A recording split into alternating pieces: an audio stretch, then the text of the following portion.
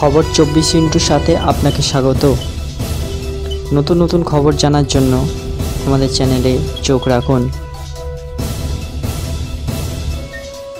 নমস্কার, খবর 24 আপনাদের স্বাগত। দর্শক, সারা দেশের মানুষের অন্যতম পছন্দের পর্যটনস্থল আন্দামান নিকোবর দ্বীপপুঞ্জ। গরমের ছুটিতে অনেকেই সেখানে যাচ্ছেন। আচমকা সেই আন্দামান নিকোবর দ্বীপপুঞ্জের জন্য জারি হলো নোটাম। ফাঁকা করে দেয়া হচ্ছে আন্দামানের আকাশ।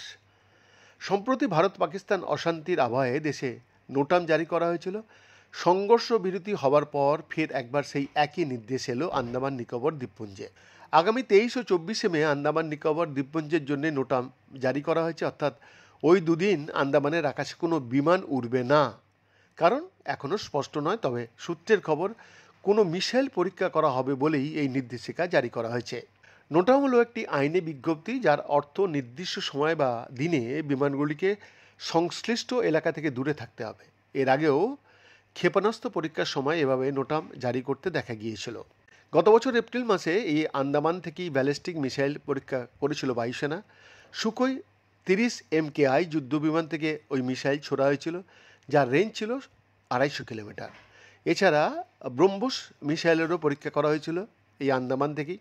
এবার কোন মিসাইল নিক্ষেপ করা হবে সে কথা এখনও পর্যন্ত প্রকাশ্যে আসেনি, তবে সম্প্রতি যে অশান্তির পরিস্থিতি তৈরি হয়েছিল সেই আবহে এই পরীক্ষা অত্যন্ত তাৎপর্যপূর্ণ হতে চলেছে।